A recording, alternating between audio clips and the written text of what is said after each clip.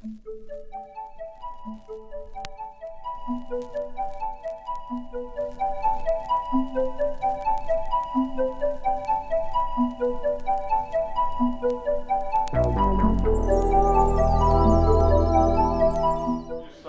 introduce yourself with your background. Great. Hi, I am Valerie Harrison. I guess I call myself a higher ed administrator. I am currently in legal counsel to Temple University.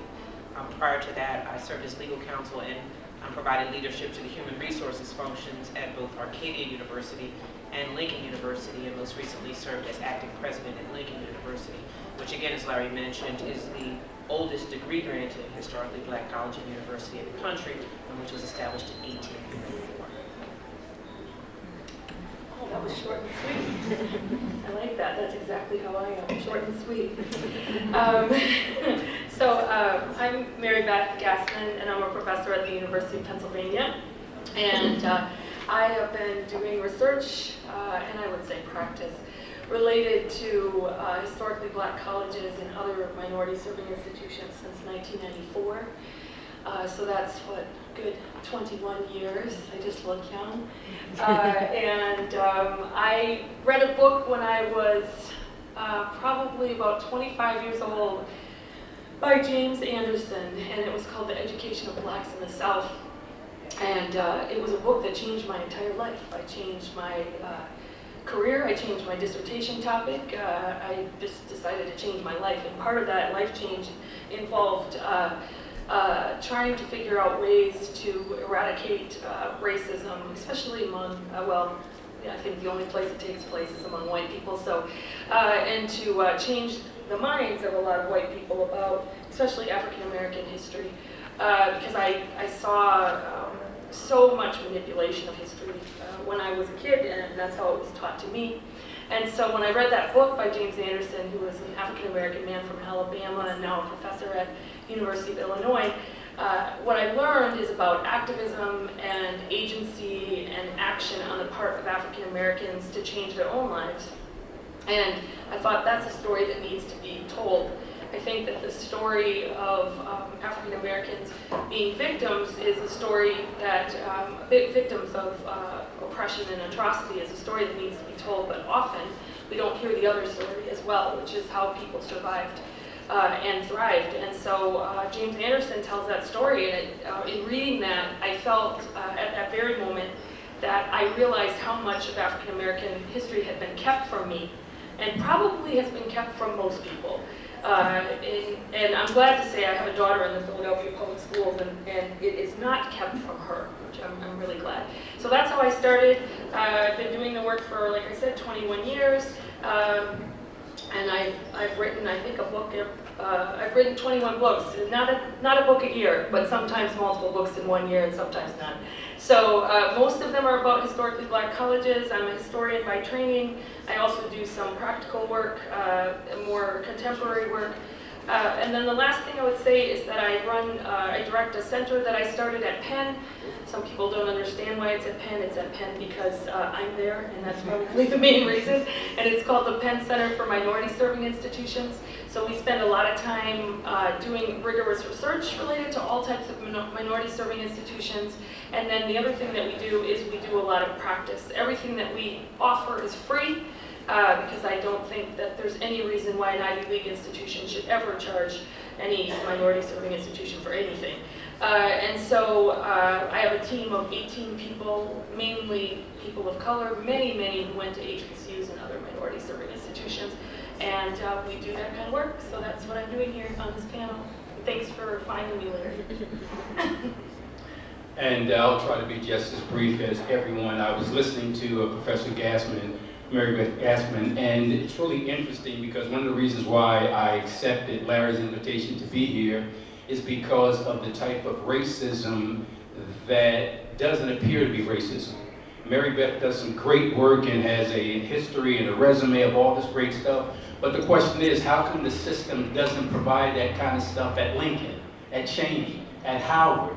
Why do white institutions have to look at Black issues as a type of class project and get all that funding, and Black people at Black colleges can't get the basic stuff? So again, she does great work, and I'm so glad to be sitting here in this panel, and I didn't know it was 21 books. I am really impressed with that.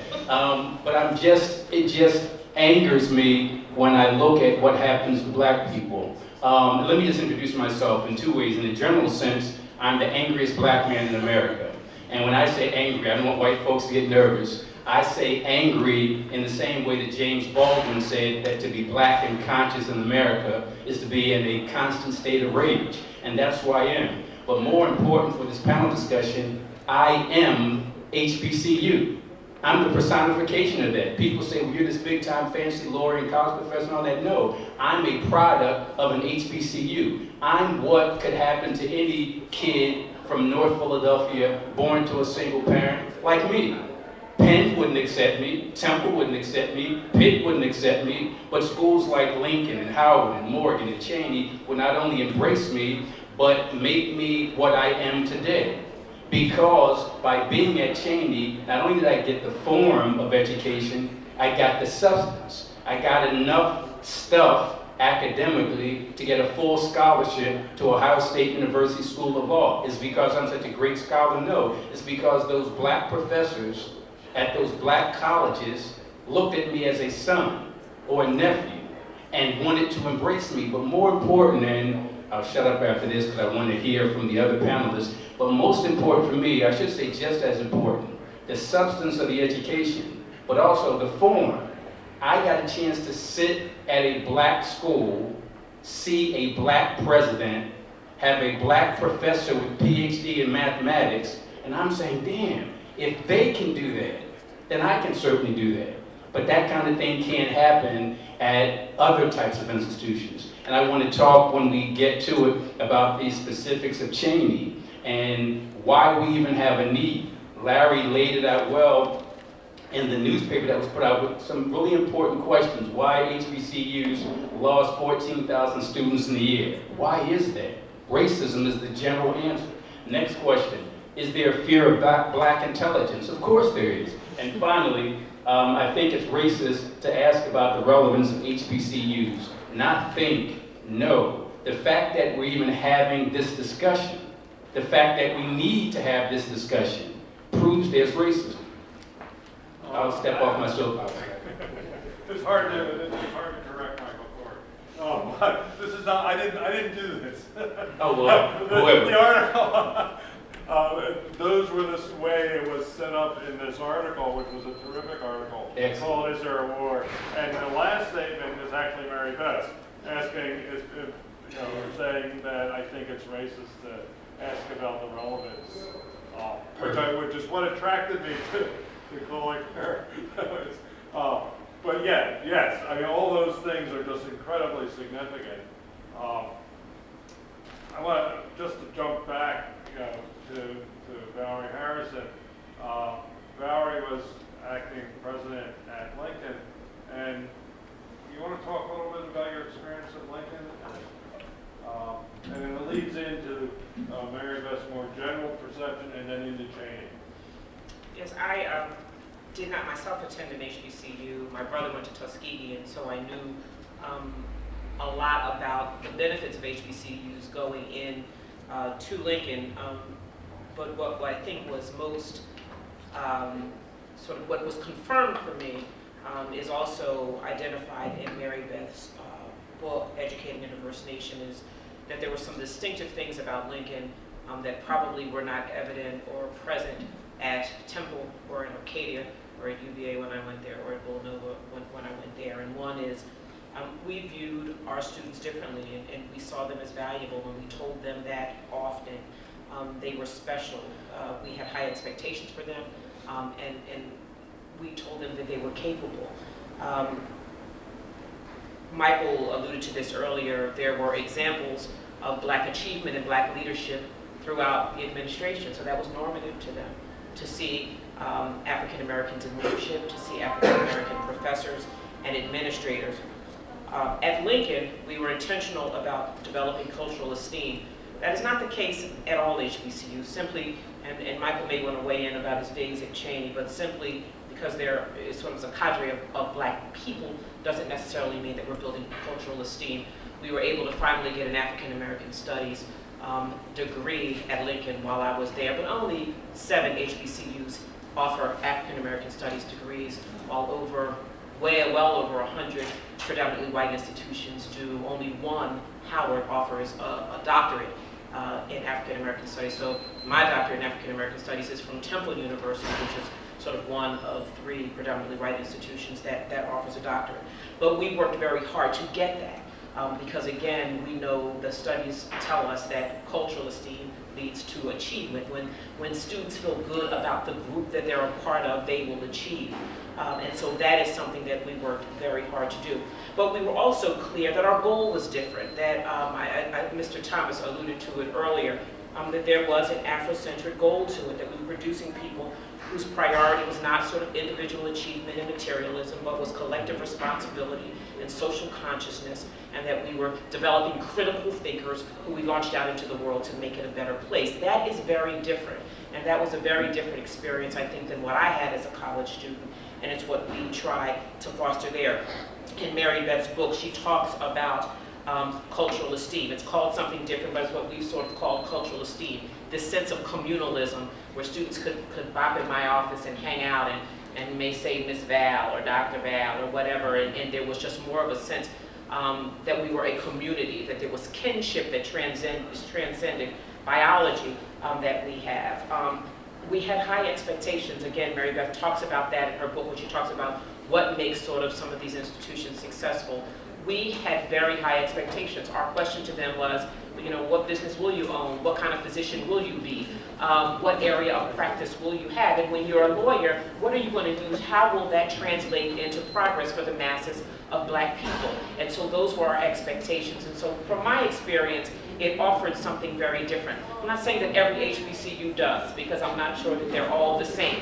But I think that what we were trying to foster at Lincoln was something that would be different, with different functional goals for our students, and really just trying to do a different and distinctive thing, as opposed to just trying to be Westchester 3 miles away. You know, we can't out Westchester. We weren't trying to do that. We were really trying to do something else, and I think that a lot of HBCUs out here are trying to do that, and I think it works.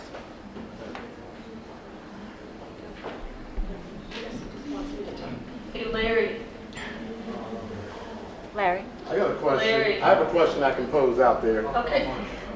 Do you believe, and I know, Michael, you alluded to it in the beginning about Cheney, and we were there at the same time, and Valerie, I think you were saying that you tried to inspire that at Lincoln while you were there, that is lost, but I believe that's lost at Cheney, where you have the legacy, those who are professors, administrators who have some connection with the school, and therefore we've lost some of that whole, like you said, the cultural glue and the connect. Do you believe that might be happening at many of the traditional Black colleges?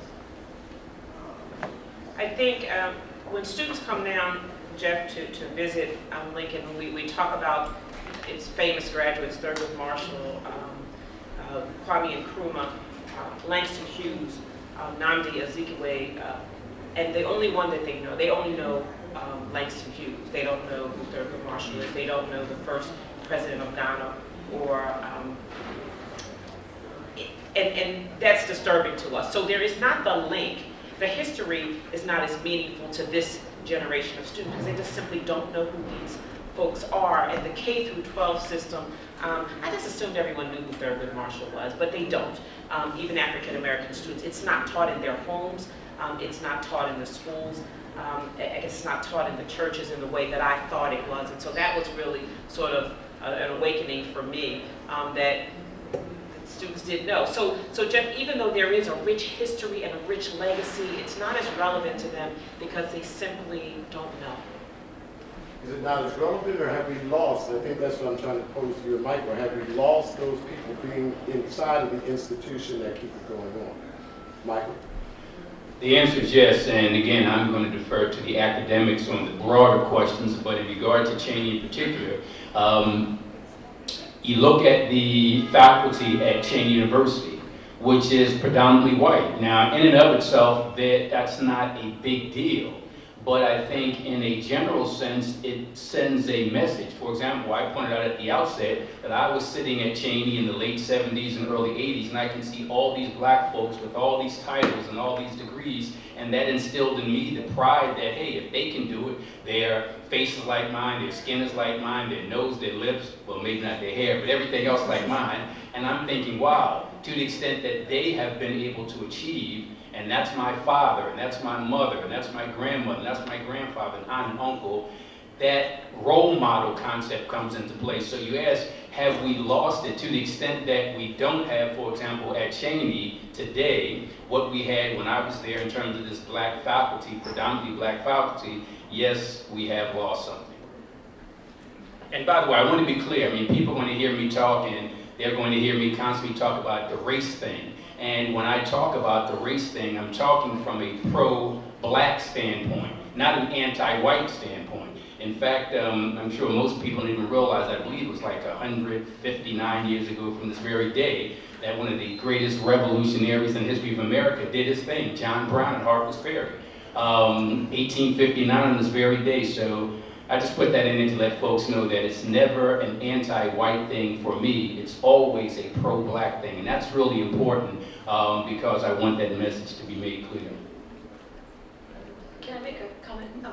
So if you look at the 105 HBCUs overall, I mean, you bring up a really interesting point, which is the faculty has changed greatly. So it's about 60% of HBCU faculty are African American now across the whole country. If you go into the sciences, that number of African Americans goes down substantially. So what's interesting though is that HBCUs still disproportionately prepare African Americans in science.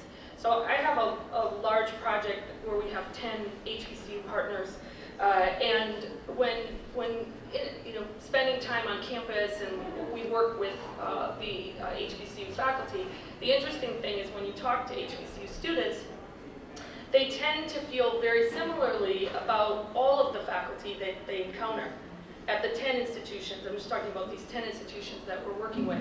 And part of that, when I first heard students talk like that, I thought, well, nah, there's something odd here, because in the past, most of my research, students did feel much more kinship toward African American faculty, even within HBCUs. But in the sciences, somehow most of the students felt very, very close anyway, regardless of race. And they even said, I came here and I looked at people and I thought they were different than me, but they ended up really caring about me. Now, this was especially true at Xavier in New Orleans, right, which has an amazing track record for producing future doctors. I don't know how many of you saw, it was a really beautiful article in the New York Times recently about Xavier, and Norm Francis, their president, has been an amazing, amazing leader up until he, of course, he retired recently. So I think, the HBCU ethos does spill over even when faculty are not black. However, I have some really deep concerns that the percentage of black faculty is going down. The other thing that is happening at HBCUs is that the percentage of African American students is going down. So currently 74% of HBCU students are black. And then the rest of them, about 13% are white. That pretty much stays about the same, and I would predict that it's going to go down. I think that that we're not going to see an uptick there. Where we are seeing an uptick is among Latinos and among Asians. And I've spent a little bit of time interviewing Latinos and Asians who have decided to go to HBCUs, asking them why. Especially if you go to any of the North Carolina HBCUs, they have a big influx of Latino students that they're trying to figure out how to serve. Jackson State is another one. All the Texas HBCUs have a big influx of Latino students. I've talked to these students, and what they've said is, HBCUs they're a big family, they're warm, they make me feel invited. I don't miss my family as much when I'm at the HBCU. People take care of me, they care about my whole person. These are all the things that many, many black students have been benefiting from a long time. So oftentimes people will ask, why would a non-black student want to go to an HBCU? And I often say it's because of the curriculum and it's because of the environment. So you definitely are seeing more diversity within these institutions. I think that there's already diversity there, right? Because what we know is that blacks are hugely diverse, that they're not a monolithic population. That's one thing that in all of these discussions about diversity, I think that people forget. What's interesting is that I would also say that I tend to operate from a pro-black standpoint as well. And I often get people who get angry at me for that, and then I have to say something like, well, you know, it's not that I don't like white people. I do. You know, I like George Clooney, he's okay. And I always bring this up because I am very, very critical of whites for a lot of the actions that take place, right? So I'm very critical, and the first thing that people do is they get really angry and they start to say, well, you don't like white people. Well, you know what, I like myself and I like my 16-year-old daughter. But I do have some real issues, and I think that it is really vitally important for white people to be pushing back at these things. Now, another thing I'll tell you is, I don't do damned if you do, damned if you don't. So what that means is that I don't participate in conversations where someone says, well, you're not doing enough. And then the same conversation, you're doing something. So for me, and this is something that I feel really strongly about, and one of my students is out here in the audience. So, for me, one of the things that I do at Penn is that I try to bring a lot of HBCU students to Penn for their graduate degrees, because I understand what you can do with a Penn degree. And so, you know, I've had 50 doctoral students since 2003 at Penn, which is a ridiculous amount for any person. But of those, 36 are African American, and they all went to HBCUs for their undergrad. And to me, this is incredibly important that we get more African Americans into the professoriate. You know, of those, many of them are now teaching at historically black colleges, because you're much more likely to go back to a historically black college to teach if you started at one. And you know, I would really like to see that happen. I think it's going to become more and more difficult because majority institutions have a lot more resources, and they will dangle those in front of African American faculty. And you know, I won't call anybody out here, but would you be willing to say anything, LaVon? So this, I'm just going to introduce someone. This is LaVon Esters, and he went to both FAMU and to North Carolina A&T, and he's here for a whole semester. I'm serving as a mentor for him. He's a professor at Purdue University, and you know, you also teach at a majority institution, right? But you care deeply about black colleges, and your aspirations in the future involve returning, right? And could you stand up and say something for a minute? First of all, good afternoon. Yeah, so I went to HBCUs, and I enjoyed my time there. Florida A&M, and definitely cut my skin. I believe on degree. Excuse me, sorry about that. And so, yeah, so goal of mine has always been to go back to HBCU. I started my career at Iowa State University for 5 years, and now I'm Purdue just finished on my 6th year. Sir, I think they want you to step up closer Okay, I'm sorry. and face the crowd and just okay, I'm sorry about that. repeat everything you said verbatim. Oh, I'm sorry. All right, good afternoon again. So, as I was saying, I spent my first 5 years as a professor at Iowa State University, and then just finished up my 6th year at Purdue University. And so, I do have aspirations to go back to an HBCU, specifically in an administrative role, but to Marybeth's point, that is something that has been a struggle. It's a struggle for a lot of my colleagues who do well at PWIs, predominantly white institutions, and that you have access to resources. And let's be honest, right? When you have access to resources, things change. I mean, there are things I've done at Purdue that I could not do, to be honest, if I was at Tougaloo or Jackson State. I just couldn't do it. But that said, I was telling a student yesterday that it has worn on me, if you will, that in my 11 years as a professor, I've taught maybe 5 students of color. And which it's okay. I mean, as long as students benefit from my knowledge and wisdom, so I'm okay with that. But I think I'm to a point now in my career that I think students of color need to benefit from me just as much as white students have. And so eventually I will get back to an HBCU. But as I tell students, it's all about fit, whether it's a relationship or a team. it's all gonna fit. And so I'm not gonna make a bad decision to go to an HBCU just to go.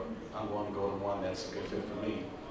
But, you know, again, I think for me, I've enjoyed my time at the PWI, but I do think that there's something I can make a bigger impact by helping students that look like me and interacting with students that look like me on a daily basis.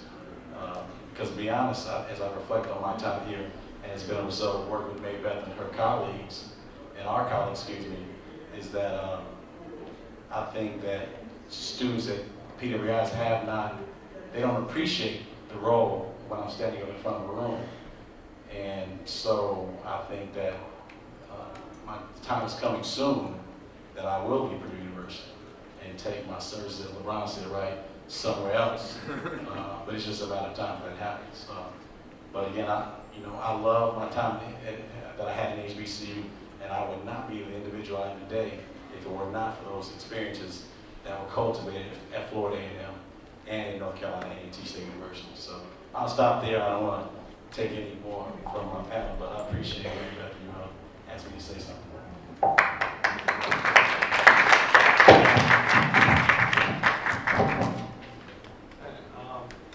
I'd like to switch a slight piece. One of the themes of the Institute for Color Youth was the importance of Black teachers for Black students.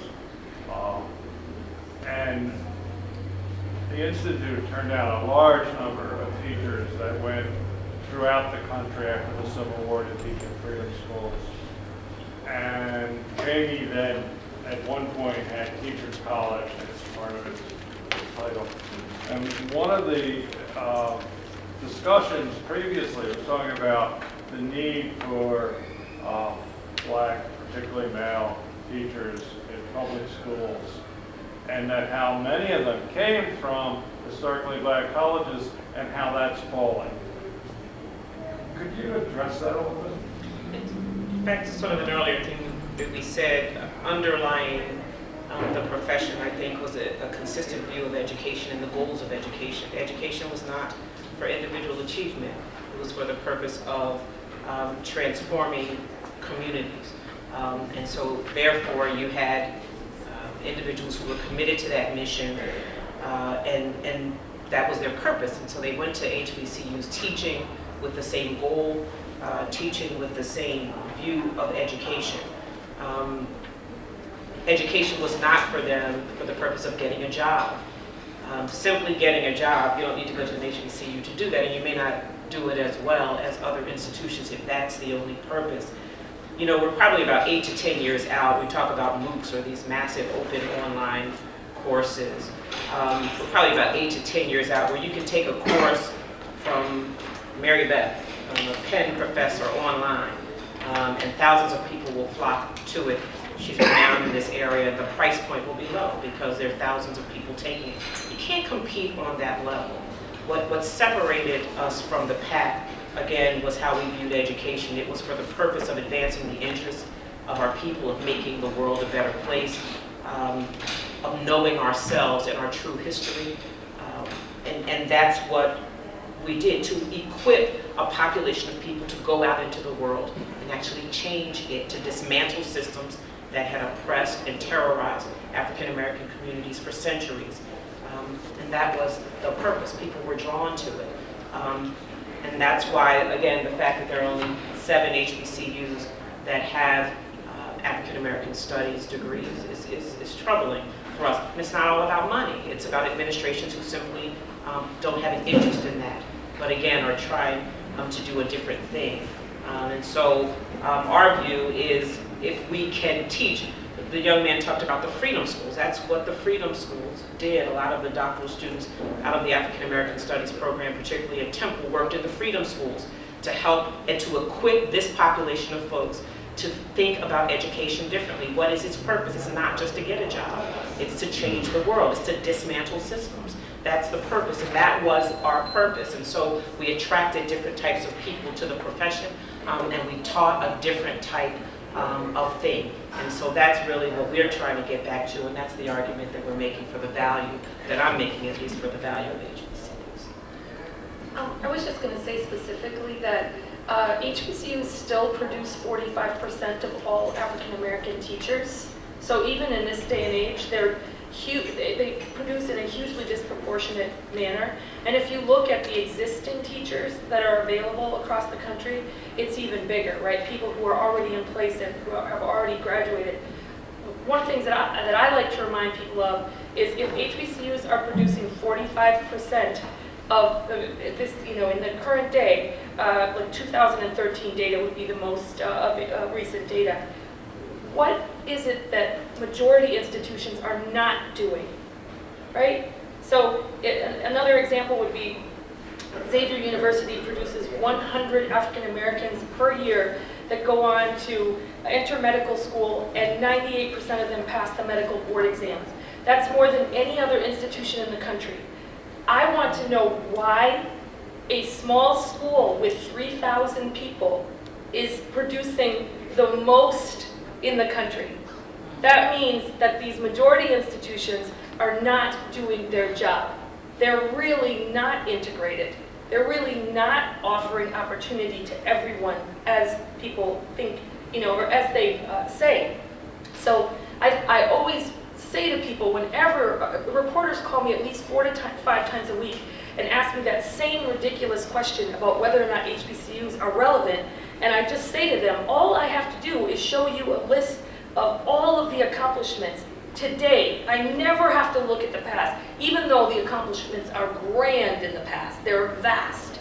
All I have to do is look at today, and I can tell you that without HBCUs, we wouldn't have as many African American teachers, doctors, right? Lawyers, judges, small business owners. There's all kinds of, we wouldn't have a black president if it weren't for HBCUs, because there's no way that that kind of groundswell would have taken place without people who had been educated at HBCUs. So I think it's really important to, they don't produce as many teachers as they used to, because they only enroll 8% of African American students. But they are still disproportionately preparing. Enroll 8%, graduating 45% of black teachers.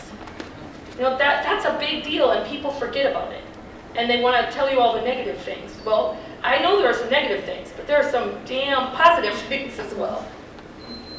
I have a question back there. Yes. Oh, so I have 2 questions. Number one, I've been looking at Penn and the work that Sean Harper and everyone has been doing, and I've seen Penn is Penn actively pursuing grad students from HBCUs, because there's a whole bunch on campus now. Sean doesn't have, not that I know of, doesn't have any, but I am actively pursuing them. Okay. Sean hasn't been there that long and hasn't had that many students. So, but there are a lot of HBCU grads on the Penn campus now, because we have a specific program that recruits them. Okay. I put together a program in 2004 where I brought together all of these HBCU presidents to talk about how we could create a really robust environment for HBCU grads, and how we could also attach scholarship money to their acceptance. So yeah, we have a lot of students who've gone to HBCUs. My brand new PhD went to Spelman for her undergrad, and is Booker T. Washington's great-great-granddaughter. So I went after her and recruited her, because I wanted her to be a Penn. I think that there definitely is that. I will be honest, most of them probably come to work with me, and part of that is because they're interested in doing work on HBCUs. They want to give back. They want to fight these issues that are out there. I think that Sean had one student about 6 years ago who had done his undergrad at Tuskegee. His name is Tryon McMickens. And he is a professor now, and he does work on HBCUs. So yeah, there's an active push. There's also an active push to recruit students from other types of minority-serving institutions, tribal colleges, Hispanic-serving institutions.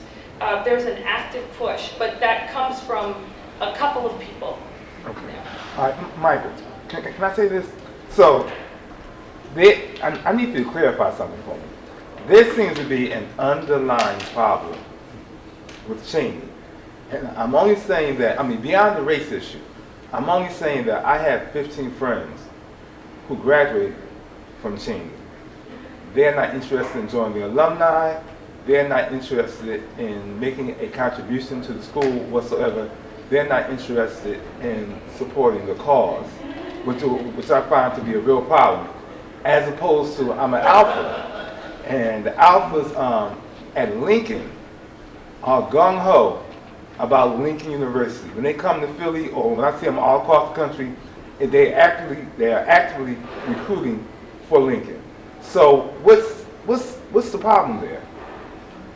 First of all, I've never been this quiet in my life, so let me just start yelling and screaming right now. But I'm going to answer your question in just a second, but I just want to squeeze some stuff in because I noticed that the time is 3:49. We got another panel coming, so I'll get to your question at the end, but let me just follow up on the initial question posed by Larry and then some comments made by Valerie and Marybeth. And I want to play my lawyer role now. When we look at HBCUs, we start with the Higher Education Act of 1965 defining what that is. And it's basically any institution founded before 64 and whose purpose is, quote, to educate African Americans. That's what it says. To educate African Americans. Okay, that's it. But my starting point comes well before that. Higher Education Act of 1965. It starts in 1933 with Dr. Carter G. Woodson talking about the miseducation of the Negro. Because when we talk about educating African Americans as the goal of the Higher Education Act, then we're not really doing what it's supposed to do. Valerie talked about how we should have this communal thing, that it shouldn't be about getting an education to get a good job, move out of the hood and forget your people. It has to be deeper than that. It has to be something that's about the masses, something about the people. So one of the things that Dr. Carter G. Woodson talked about in the miseducation of the Negro is he talked about avoiding cultural indoctrination. And to me that's key, avoiding cultural indoctrination, because what happens is these black kids like me get into these black schools that don't have an African-centered basis, and they become the system. They become the very same thing that oppressed everybody in the neighborhood. I'm an anomaly. I'm from North Philly, but was able to go to college, graduate, go to law school, and be where I am today. But there's nothing special about me. And if black college students going to black colleges had looked at their education as a way of moving the masses forward, then I wouldn't be that exception. Other key thing that's really important to me in Dr. Carter G. Woodson's book is that he talks about making sure that we do for self. And I kind of started off my conversation by talking about going to a black college and seeing black professors and seeing black administrators, and that's exactly what he was talking about. Let me just quote him very quickly. He says that, quote, "History shows that it does not matter who is in power. Those who have learned to do for themselves and have to depend solely on others never obtain any more rights or privileges in the end than they did in the beginning." So we have to make sure that we do this thing, and we do this thing for ourselves. Marybeth pointed out some stats that I wrote down, and I had some myself. When you look at the fact that only 10% of black college students go to black colleges. Marybeth said 8%, that's an even better number. Let's say about 8% of all black college students go to black colleges. Well, she poses a great question. How do you explain the fact that 75% of all PhDs and federal judges got their degrees from black colleges? What the hell are the white schools doing? In addition, this is a dinner conversation, right? Because I would interrupt my career. Good point. Right, because in the first 100 years of HBCUs, the majority of physicians and attorneys came from HBCUs, but 75% of, not now.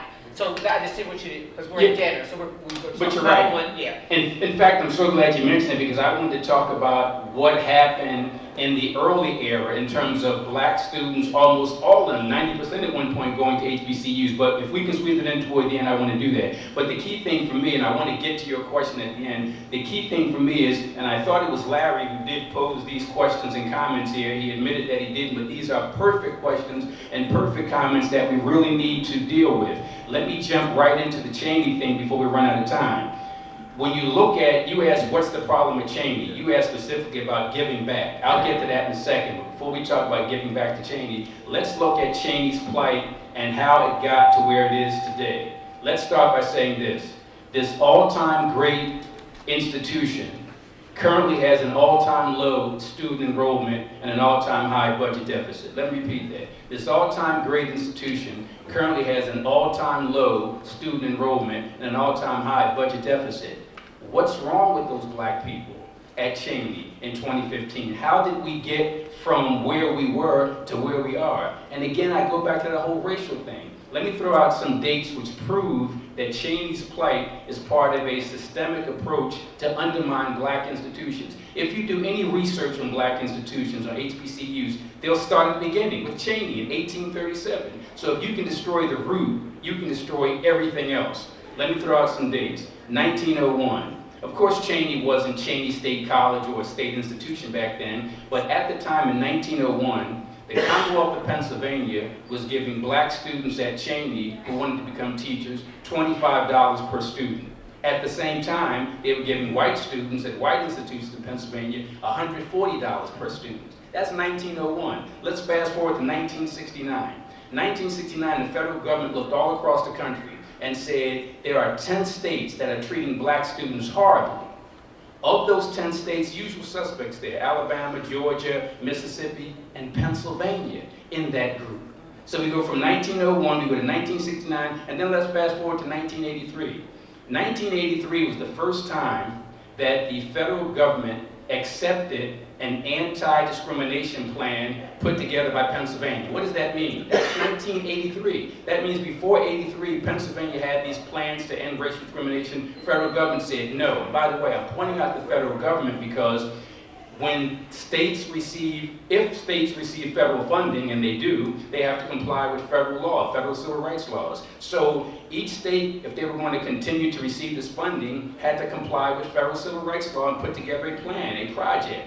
It wasn't until 1983, that Pennsylvania finally presented a plan that was acceptable. But that was just words, because now we got to go to 1999.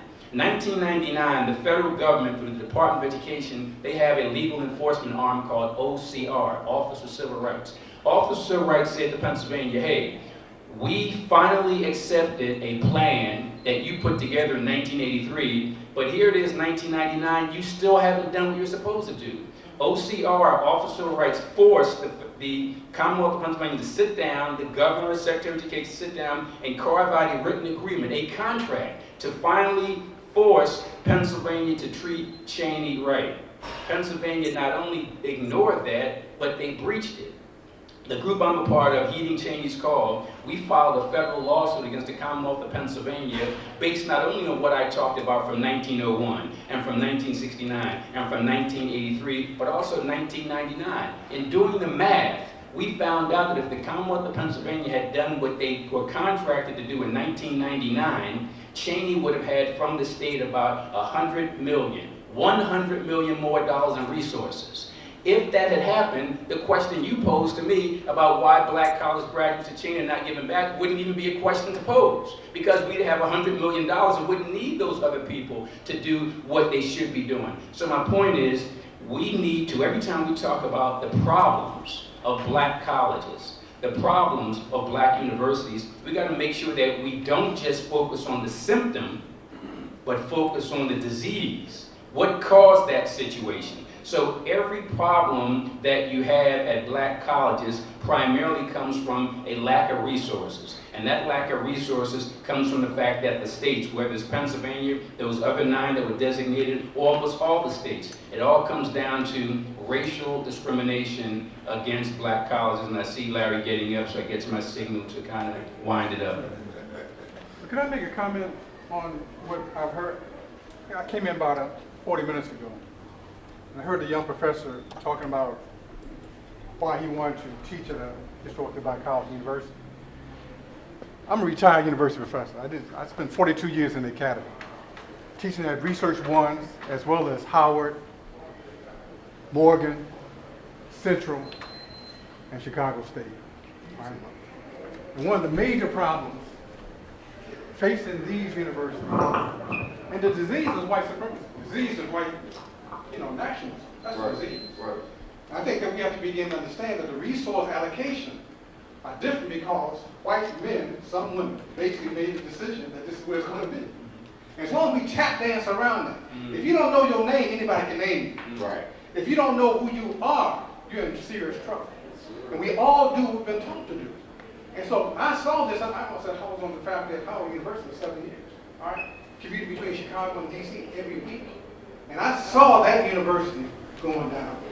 And as you know now, they're about to settle down medical school. All right? They're in serious trouble at Howard. So the point I'm trying to make is that essentially we have to have conscientious people involved in these universities. And the key point is this: do you love black people? That's the key point. Do you love black people? You know that? It's not about that. And so I tell Gates or I tell West, look, you all need, you can stay at Harvard, you can stay at Princeton, I don't care where you are, but you can give a year or a semester pro bono for the kind of money they're paying you to go to a historically black college university. The point is, what's our priority? And if our priority is not our children, we are in serious trouble. Serious trouble.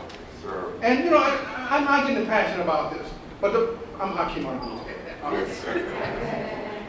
And my wife and I, we've been doing this for 50 years, all right? Trying to build these schools in Chicago, while at the same time we teaching at these universities and seeing this mess, and seeing the people who are in administration are totally back. Actually to the point where they're traitors, all right? And you wonder how in the hell you get this job. I know you got that, all right? Well, okay. That's all right. All right, go ahead.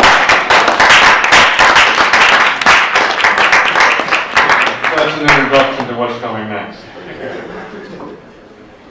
Larry, can I make a quick comment? So just in sort of piggybacking on what was just said, if I worked on a project with a few of my students, all of whom had gone to Black colleges in North Carolina last year, and one of the things that we discovered by going through all of the public documents available in the state of North Carolina related to higher education and the funding of higher education is that even today, if you are a black student going to school at a black college in North Carolina, you receive 50% of the support that a student going to University of North Carolina, Chapel Hill gets. So 50%. You are funded at 50% of what that student at University of North Carolina, Chapel Hill gets. All of the HBCUs receive 50% less per student. Now, what North Carolina Chapel Hill will say to you is, well, but we're the premier institution. But we calculated it per student, right? So it shouldn't matter when you're looking at the per student expenditure. And when this report came out, they got really angry and said, why are you telling people this? Well, I'm telling people this because there was a report done 10 years ago that said exactly the same thing, and you did nothing. Nobody did anything, right? So if you don't keep saying it over and over and over, and then getting more people to talk about it. The other thing is that I also discovered in doing that work that if you did not have HBCUs in North Carolina, you would have hardly any black men in college. That the majority institutions, there are hardly any black men, undergrads, in majority institutions in North Carolina. It's a tiny, tiny percentage. And now, an interesting thing is in North Carolina, they are vehemently trying to get rid of some of those HBCUs. They're like, let's consolidate them. You never hear that said about white institutions. Let's consolidate them. We don't really need that many of them. No, we need them because without them, we wouldn't have the majority of black students that we have in college in North Carolina, which has a very large black population. So what was just said, it's not even historical. This is right now, this kind of discrimination is taking place across the board. And I completely agree with you about Cheney. The thing that people always forget when they start to ask questions about why black colleges that are in trouble, and they're not all in trouble, there are a few. But when they are in trouble, nobody ever says, well, what about the mass discrimination in terms of funding that has happened from the get-go? from the very beginning, not just in public funding, but also in private funding. There's a lot of evidence that shows that most of the major foundations, when they gave grants to colleges and universities, when it was a black college, they gave about 10% of what they gave to white institutions. And that's because white people don't trust black people with money. And if you don't believe that, all you have to do is look at the country of South Africa, where after apartheid, all the white people ran and took their money. And this happens over and over and over, and I think it's something that a lot of people don't want to talk about. You're absolutely right. People don't want to talk about the vast discrimination in funding. They just want to talk about the problems that result from that. So I'm co-signing, okay? And if I could add to that, it is not simply money. That would be an easy solution, but Dr. Madhubuti mentioned it is governance and leadership as well. When you talk about why don't folks give back, this goes back to my original point that there is miseducation. Just because an institution is an HBCU doesn't mean that it is properly educating its people to advance the interests of black people. And so the analysis goes much deeper than throwing money at an institution. Its leadership, its governance is in trouble because they're run by folks who have been miseducated, who don't see the purpose and the goal of education as advancing the interests of African American people or African people.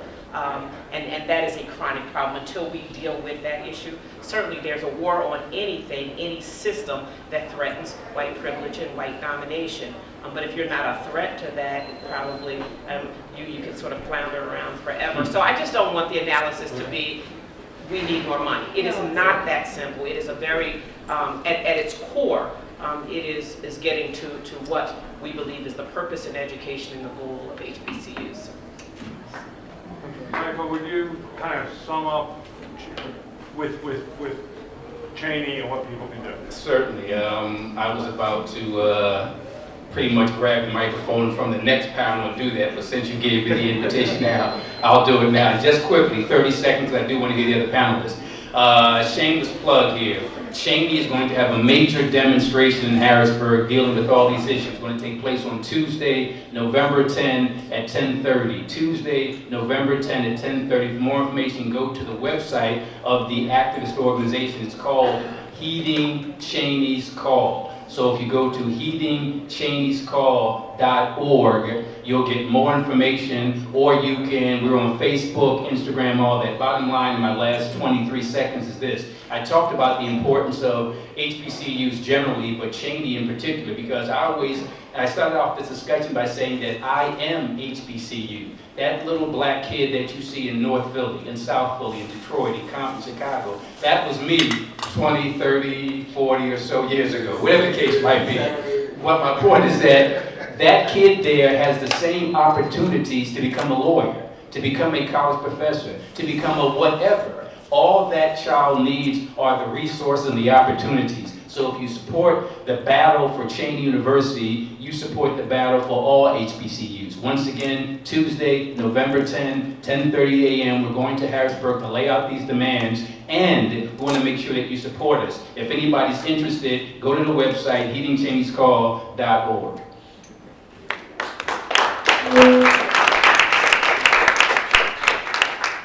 Thank you so much.